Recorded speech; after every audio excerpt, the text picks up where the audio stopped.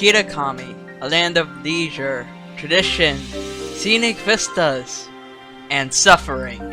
Howdy, I'm Jeffrey King, and I love Pokemon. I also love pushing games to their absolute limit. I'd go as far as to say I don't like to play RPGs so much as I like to break RPGs. I suppose that's not entirely true, as I do like playing RPGs, so let's not get off track here. One thing I love about RPGs is really pushing the game just to the absolute brink of limited resources, having to desperately scrape and push to the very edge of everything you have down to the bottom of the barrel. I also like Pokemon, which normally doesn't provide such an experience. Now, it's been done before, but I have found the best way to combine this or insert this experience into Pokemon is through mandatory battles only. No extra Pokemon, no grinding, whatever you get from the bare minimum fights is what we have to work with, no ifs, ands, or buts. But most games have already been done this way. If only there was some way to play through a specific storyline in the game in such a way, almost as if there's walk up, say hi to Nimona, who we won't be seeing much of, and we come to our first big choice. We don't get many. All Pokemon we can acquire, with very limited exceptions, will be gifts. So we have to choose very carefully on what we will be choosing whenever we have options. Sprigatito is a grass type. We need something versatile, and that has way too many weaknesses. So, sorry though, fella. You're my favorite if it's any consolation. That one that can evolve into a JoJo character? Now, water is good and all, but he doesn't get fantastic coverage and lacks a lot of tools that would be helpful. Plus, we can get another water type later. This leaves us with one option, one that I chose because every other mandatory battles only run of Scarlet and Violet uses it. There are 3 that I'm aware of, which I took inspiration from for most of the strategies, and all 3, as properly credited them, will be linked in the description of this video. But Koko is decently bulky with passable coverage, solid attack, and access to Yawn, which is a very powerful move when we will be underleveled, needing every advantage we can get. It also gets Snarl, which will be helpful down the line. I name him R. Originally I was trying to name him Rules as I was explaining the rules, but I called him R by mistake. Little R here will carry us for most of the early game, but that's for later. For now, R takes us into battle with Nimona. This battle is free. I mean, what do you want me to say? There's nothing changed about this run yet. The next battle after this is easy, but by far the most important in the entire run for our future victories. It is at this point we will receive our second and a very important team. We can't flee from this tutorial battle with a wild Lechonk, meaning that's a mandatory battle for wild Pokemon. A mandatory wild Pokemon, you say? Don't mind if I do! This is Porky the Lechonk, rocking an adamant nature, and when he evolves, amazing attack and bulk. Porky will be pivotal to many battles going forward, particularly in the latter half. This Pokemon is the only Pokemon we can capture until way later, and the second Pokemon we actually capture is not very helpful when we get it, to say the least. Houndoom isn't even a real battle, so I won't count it. The attack never even actually hits you. You can count it and add 1 extra to the total battles if you wish, but I will not be doing so. And now we will proceed towards the next opponent, our best friend and the best character in Scarlet and Violet. Hey Arvin, old buddy, old pal, how's the dog? Will he be okay for a while longer? Yeah? Great. Anyways, thanks for Miraidon, it won't be very helpful. I think we need a gym badge to enter Kitakami, like you do any one story badge and then you get the call. We could get the ability to sprint, which would be needed for something I want to do, namely getting Munchlax from Ogrehouse as an extra team member. That or Trails Base from Brassius would be incredibly helpful. Yeah, we should probably get one of those two, assuming we need a badge to enter Kitakami. Hopefully that's how it works. Anyways, foreshadowing is a narrative device. Nimona again! Yep, we fight her twice in the tutorial area, but we can't actually win. Yeah, we can lose this fight and carry on, but we need all the XP we can get. So, what's our plan? There's not anything within the bounds of this area that allows us to win. So we're cooked and have to take the L, right? Wrong. We all know the trick. Toss a Pokeball to start a battle with Pokemon across the cliff and escape the tutorial area. Now I know you're thinking, is this a battle? No. We flee turn 1 just if we accidentally bump into a wild Pokemon. We gain no XP, we gain no items, the battle is not completed, therefore it isn't a battle. Now Paldea is our oyster, or should I say cloister. How do we defeat Nimona without battling in any way? Well, this is where we get most of our resources. We can't jump or even use Miraidon's better speed than us yet, but we got 2 legs, don't we? We're going to walk. Oh, I would walk 500 miles and I would walk 500 more just to get a flamethrower TM at the entrance at Glaciato Mountain and an assault vest at Porto Marianda. I don't have B-roll of this, so whoops. Now we have all we need to defeat Nimona. With these boosts to our power, it's a simple affair. Such a high base power move and the vest to stave off damage from Terra Thundershock allows us to just barely eke out a win. This is where we start to get into some shenanigans with our moves. If you think this is something, if you think this is bad, I'll do worse. You think a level 7 Foy Coco just happens to learn Flamethrower or that? No, I orchestrated it. Gem Free King, and I've only just begun with the silly strats. This is where the run actually began to become fun for me. What I desired from this run was the sense of pushing everything I had to its limits, that desperation. This is the moment where that begun, but this wasn't when we would get into the thick of what was to come. No, this was the easy part. Just one whole item, a better attack, and that's all for now. Speaking of the easy part, we run across Team Star. Time for the easiest battles in the run, second to like Arvin. Get our Terror Orb too. That's a surprise tool that will help us every waking moment of this run. Anyways, that's done quite easily. I'll let the B-roll continue in the background as I think about which badge to get to trigger Kitakami. Wait, my phone's ringing. Hello? Hey Jacques, yeah, I would love to go to Kitakami. Oh wait, trigger for that is like, right now? Okay, that's a bit early for me. I see. Yeah, I guess I do have to stick to the bare minimum. We'll bring the egg, right? Great, thanks. Okay, so change of plans! You don't need a badge to get into Kitakami. So let's go right now. Adios Penny, Arva, and Nimona, and all of Paldea, I'll never see you again. Let's go, people. All joking aside for a second, this was a major blow to me and my plans. I intended to defeat Brassius and get Trailblaze for coverage and speed control, but that's no longer an option. This is where I began to worry about how limited our options really were, but I'm not giving up. We'll make do. Somehow. And here we are. First things first, we gotta go meet with Jacques pronto. Let's go outside town and oh wait, we can't. Okay, that sucks. I think we need to go get some held items in Tian's for Carmine. Let's fly back to Paldea and then oh, that's not allowed in this section either.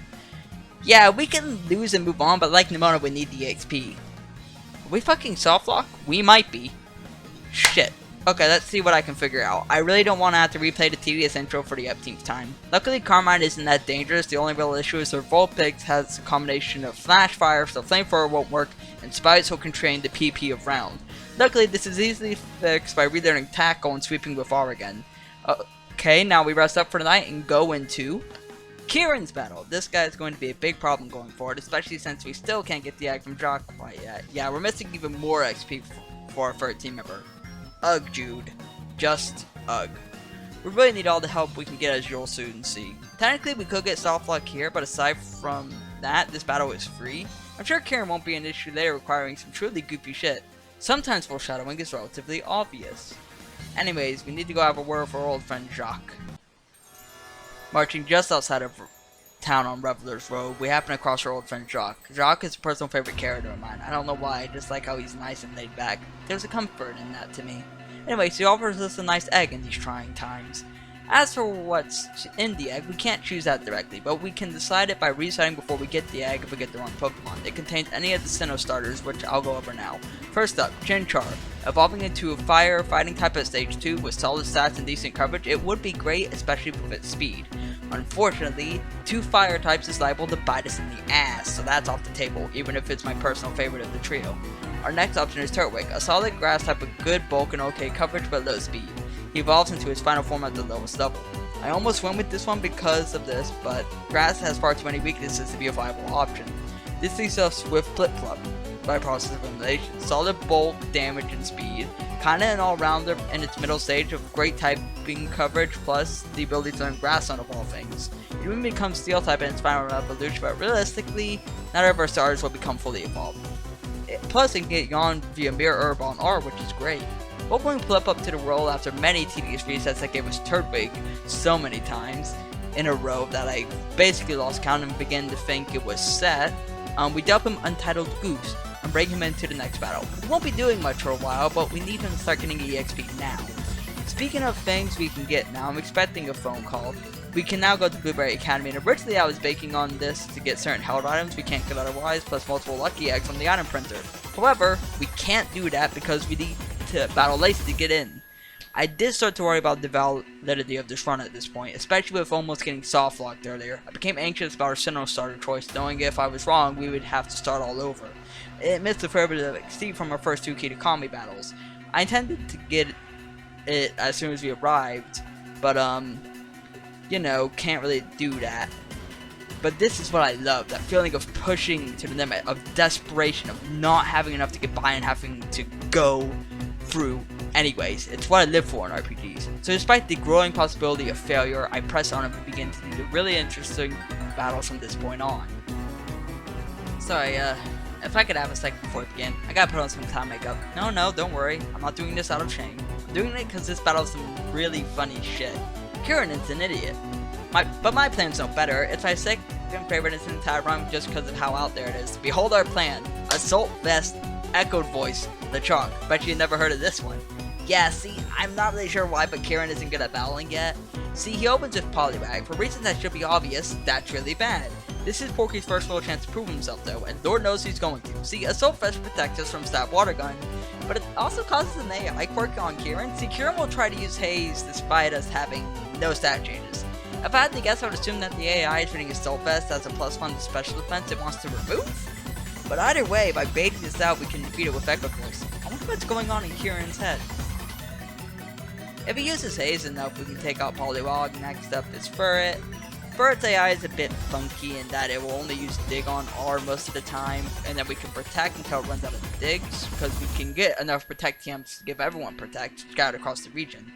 And both Dig and Protect have exactly 10 PP, making the battle free from there.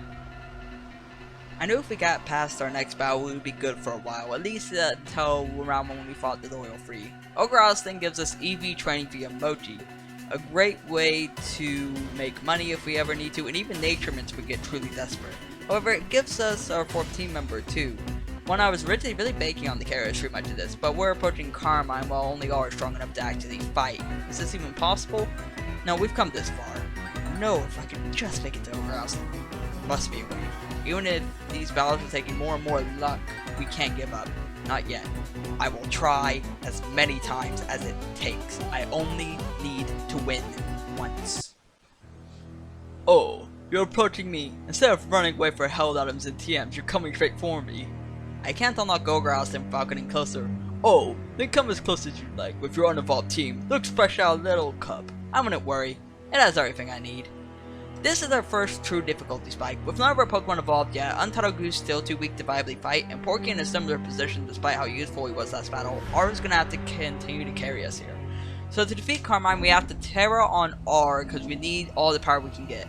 Terra Fire Blast, however, isn't quite enough to defeat Maniana. We just need a bit more damage. Where can we find it? Of course, we can use Sunny Day, as it's just enough with the Sunny Day boost. When Morpeko goes down, Mariana emerges. There's 2 ways to defeat it. It has to either use Howl, or we have to have a Quick Claw block. It uses Howl and dies immediately, with Yawn as well. That's a surprise tool that will help us later. The rest of Carmine's team can't do shit to us, because they're both grass, leading us to victory and right into Ogre Austin. Finally, here we are. It's Ogre Austin time, boys. Ogre Austin is great, both as a minigame in general, and because we can now fully EV train our Pokemon however we want. We finally get access to our 4th team member as well until Ogre Farm. We just need to unlock hard mode. Just need to sprint into the balloons. Sprint, which we never got because we didn't get any badges. I made a poll on if I could use online to get it, but doing so when winning solo was impossible, even if most people voted yes, felt against the spirit of things. Fuck. This was a huge part of my plan, was to just use Snorlax in its great bulk. At least we have meal powers, I guess. However, those I've worked differently than you'd think. I'd been using them wrong up until this point. I've been buying strawberry ice cream to get water EXP power in order to get more XP on Untitled Goose. But it's not based on the Pokemon you're using, it's based on the Pokemon you're defeating. I use them properly from this point on to get every little bit of XP we can. This was a major blow to my plans. I wasn't ready for it. I absolutely was intending to evolve and abuse Snorlax's amazing bulk to play defensive, but this will no longer be an option. I had no choice but to press on, so I did exactly that. Though I became ever more worried about how they handled the future Kieran battles, especially the final one, as it was at this point I began to generally research that team and whoo boy. Speaking of Kieran, well, hello again. We get EXP power graphs from a nice cup of Joe in Seaweed's Cafe and then head right into the battle. Dipling gives the most XP out of all of his Pokemon, hence the use of Grass EXP power now that I know how it, actually works. R holds leftovers with max EVs and special attack and speed from Mochi, which is a huge boost. He sweeps the entire team with Yawn, Protect, Flamethrower, and Fire Blast. Yama is easily taken care of with Terra Flamethrower, Ball of Light Fur, which we block the digs from, again same as before, and then take it out when it's sleeping. That does take a hot minute, This takes so long that we do manage to fully heal, which is good. Next up is Poliwhirl, which reveals Kieran has learned nothing. Does AI think Terra is a clearable status effect or something? I guess it makes sense lore-wise. Kieran's never encountered Terra Pokemon before, I don't think. Either way, we need to use Fire Blast and Flamethrower to kill here. One misses, which is bad, but I didn't know Flamethrower would work at the time for the second hit. However, us taking that extra hit means Dipplin can kill us, but attacks. But in his infinite wisdom, Kieran decides to use Defense Curl. We seek Dipplin and then proceed to defeat it. Once again, Flamethrower and Fire Blast. Easy! And Untitled Goose finally evolves, making things much easier in the future. This is perfect. We're headed right for the next battle. Tick. Of course, we got Water XP power in. God, I wish that we could capture this. It's even coded to have Terra Ghost, which a player can never see, and it's a trait evolution. Genuinely, why the fuck can't I capture this? It would have been such a great chance to actually get to use Tick for once, and would have been able to show players the subtle storytelling of its Terra type. Ah well, at least we can min-max the XP we get from it. There's some luck involved, as R can be hit pretty hard by Tick, but if we get off the Yawn and go into Porky while Tick sleeps, followed by Untitled Goose, we can do this so everyone gets fully XP, which we can afford to do because it's only one stronger opponent. Otherwise, it's pretty uneventful, and we're off to see some Necromancy, which is never really explained. Like, how this can revive with oil free. At least Porky evolved. Good job, Porky. That's going to be pivotal for the rest of the run, trust me. Let's go, guys. It's time for Kieran again. Okay, so now that Porky has evolved, they can use him. Here we're going to rely on Sunny Day yet again, but we're not doing that for extra power on a fire boost, we're using it to weaken Cramorant. It is the biggest roadblock in this battle. Kieran's got 2 water Pokemon, so we use water EXP power from Strawberry Ice Cream from the ice cream stand rather than the grass EXP power because it gives us more XP. Yama is easy to take out, and then Cramorant comes out. We switch Porky into the Sun Weakened Surf, who has been taught Body Slam and has had his EV changed to max attack and max HP. Cramorant is one tough bird. Its ability allows it to counterattack after it uses Surf or Dive anytime we strike it. Porky, however, can survive this and kill it in 2 Body Slams. The issue arises because of the fact that Cramorant is faster than us, so we can't really land the second Body Slam consistently. There's 2 ways to defeat Cramorant. First of all, we can paralyze with the first Body Slam, or the second Body Slam can have a Quick Claw proc happen, allowing us to act first from outspeeding. Granted, we could just sacrifice Porky and kill with Giga Impact and let him go down the Poliwhirl, but we need Porky to survive to get all the EXP we can. We need everyone to go through without fainting as much as possible. So we instead Terra Porky and just retry to fight until luck pans out in our favor.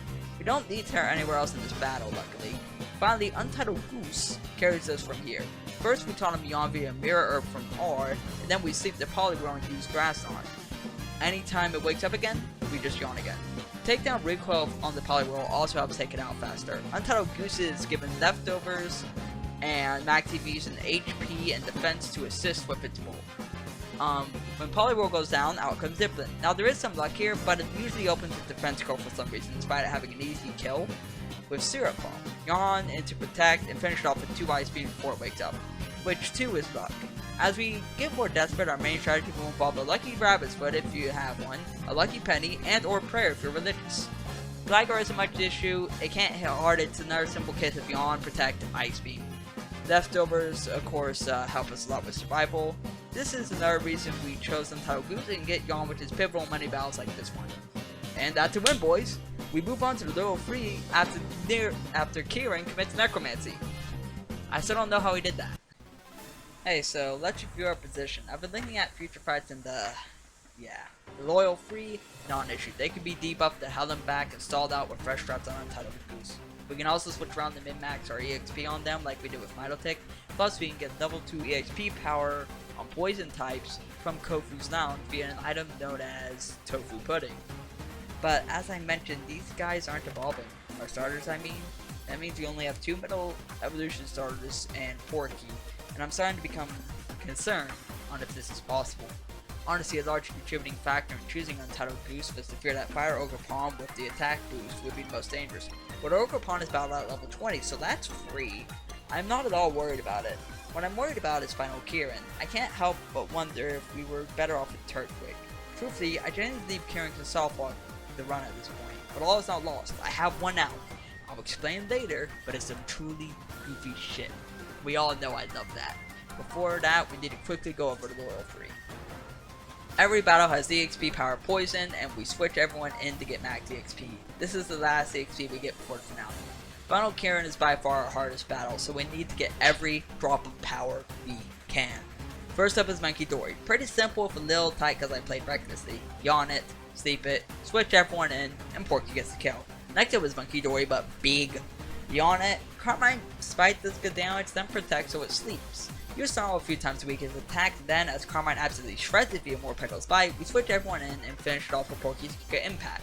Giga Impact is a great tool for finishing off battles in this run. Okie Dokie is next, and he isn't that bad aside from Toxic Chain wearing us down, as we have no real way to defeat it quickly. Carmine isn't near as helpful here either, so we have to settle him for the long haul. We give Untitled Goose Growl and Rest to remove poison and weaken his attack, so we never actually has the chance to kill Untitled Goose. Plus, Carmine lands paralysis, so at least there's that. We deep up his attack as low as it goes and heal with Rest as needed before switching R and Porky in, letting R attack a bit and letting Untitled Goose slowly wear it down with Terra Water Surf. This only leaves Pheasantipity, who was the hardest, granted that's saying very little, but whatever. So for the bird, we burn it to decrease its attack and deal damage over time, as with no good ways to hit through its immense bulk, we are in for the long haul again and every little bit's help. Thanks to R getting Will-O-Wisp, we can get off one star before R has to switch out. Porky comes in and deals little damage, but it falls to Untitled Goose due to rest with its EVs and HP and rest. Untitled Goose slowly, ever so slowly, carries us to victory, getting us the last of the XP before Kieran. There is no more XP to grind. There is no more held items or TMs to find, save for doing a tricky jump to get the Super Fang TM for Porky, which we will need for later. This is it. We are stuck with what we have or what we can find around Kitakami and Paldea on the ground. Is it enough? Well, let me tell you how it went. First up, the team. R the Crocodile, level 30, with 252 EVs and speed and special attack, holding leftovers with a moveset of Fire Blast, Protect, Will-O-Wisp, and Snarl. The latter two will go unused in this battle. He will play a pivotal role against some of Kieran's Pokemon. Porky the male Oinkologne, level 48, rocking 252 EVs and attack and HP, holding a Silk Scarf and rocking a moveset of Protect, Super Frame, Body Slam, and Giga Impact. He will plays a much smaller role than R, but one just as vital if not more. Finally, Untitled Goose, level 29. EVs have been changed actually for reasons I will soon explain. They are now 242 in HP, 212 in defense, and 15 speed. These are chosen very particularly, as is the moveset of Liquidation, Aerial Ace, Protect, and Rest. Namely the first two moves. Finally, we are holding Mirror Herb as an item.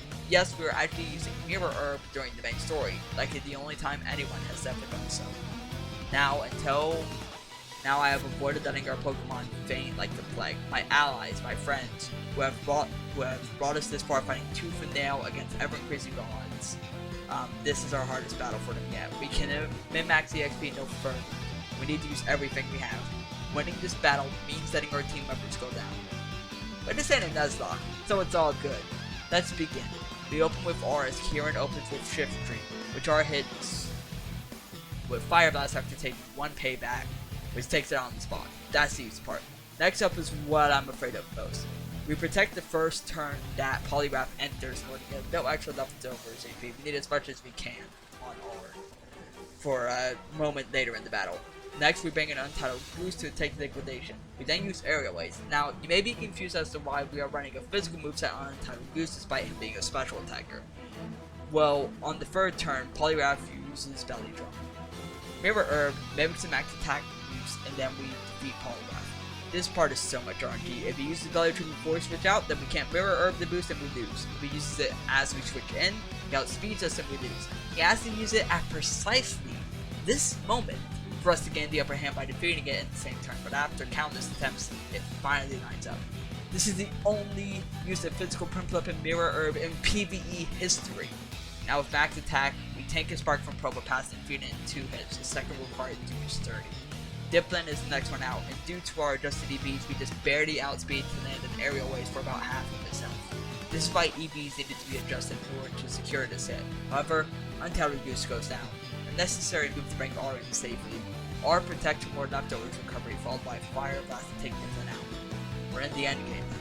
Kieran brings out Yanmega. a massive threat with tinted them to ignore our bug resistance, making Bug Buzz incredibly dangerous. The Fangs are squeezing every bit of recovery we could, including using Protect for one final turn of leftovers recovery on Yamaga itself. Argus barely takes a blow.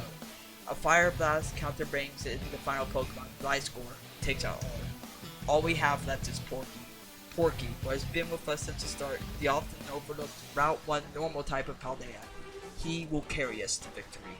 Having saved Terra for this moment, we terrestrialize Porky to raise his damage even more and use Super Fang to take out half of Gliscor's health on the spot. The most damage we can deal aside from Giga Impact itself, which is not a good option for our first hit due to requiring a recharge time. Finally, with the Silph Scarf boost, Adamant Nature, Terra, damage up from Super Fang, it all falls into place, and Porky is able to finish the battle with a Giga Impact. Victory is ours, after pushing our team and the mechanics to the absolute limits. This is what I love about runs like this, the tooth and nail, skin of your team's desperation as you push the game towards the absolute. Using everything at your disposal to just barely scrape by. I live for this thrill, I truly do. Our journey is nearly over, but we're not done quite yet. We still have to battle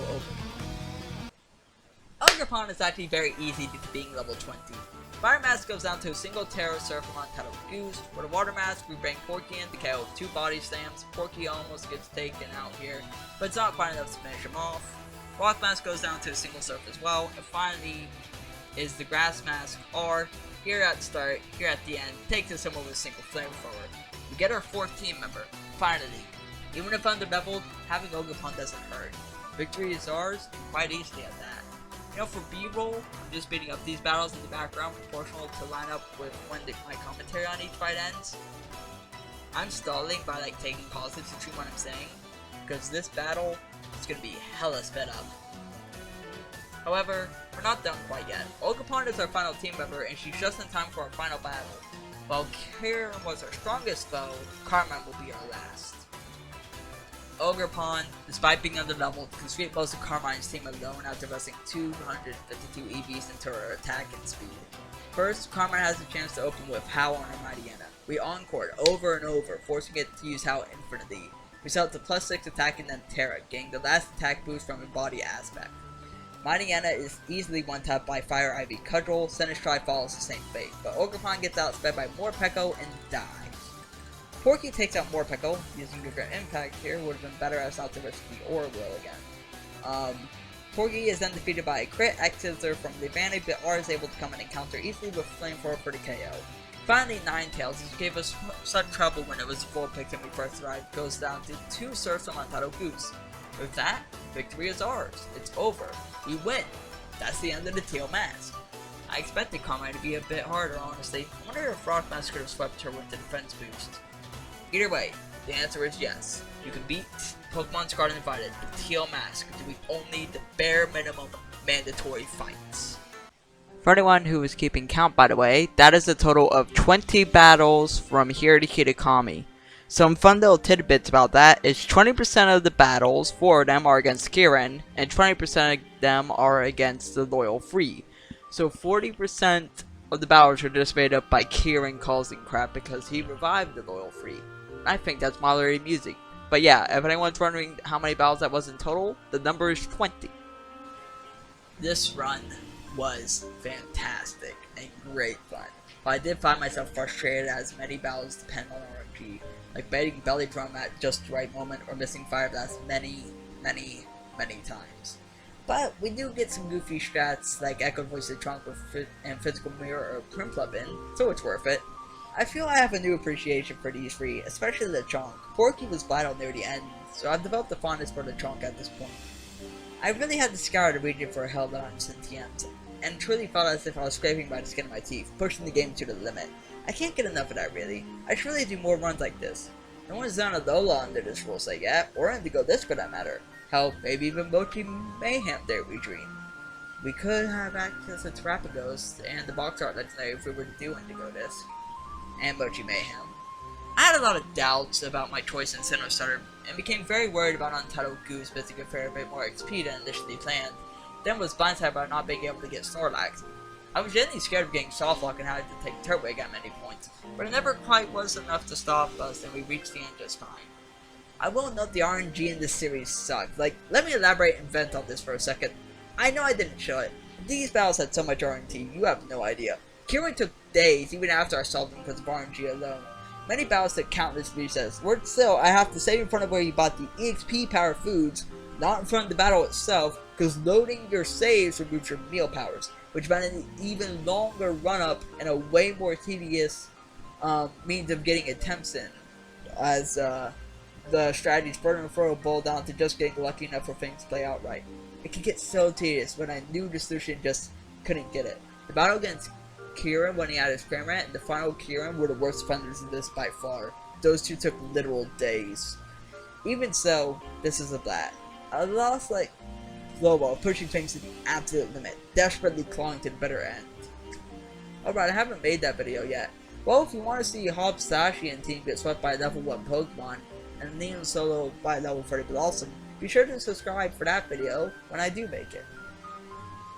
Yeah, but yeah, that's all the stuff I live for in RPGs, and I'll see you all next time when I do the same to another game. Probably another Pokemon game. Stay safe, stay hydrated, and always do what's right. Have a good one!